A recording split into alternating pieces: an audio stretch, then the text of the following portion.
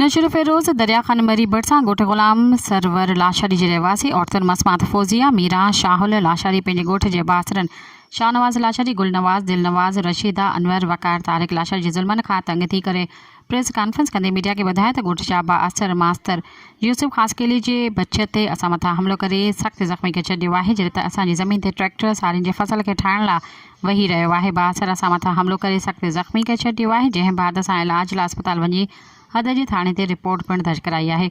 पर पुलिस रिवायती सुस्ती बरक़रार रखंदे बाअसरनि ख़िलाफ़ का बि कार्रवाई न थी करे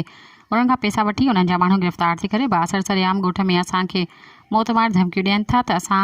अव्हांखे मारींदासीं, असांखे जान जो ख़तरो आहे। असीं IG सिंध DIG शहीद बेनज़ीराबाद SSP नशर फेरोज़ समेत वसवारनि खे अपील था कयूं त मामले जी साफ़ शफ़ाफ़ इंक्वायरी करे बाअसरनि खे गिरफ़्तार करे सख़्त सज़ा ॾिनी वञे, असां सां इंसाफ़ कयो वञे। सब्सक्राइब कयो अवामी न्यूज़ HD खे ऐं ताज़ा तरीन ख़बरुनि लाइ ॾिसंदा रहो अवामी न्यूज़ HD।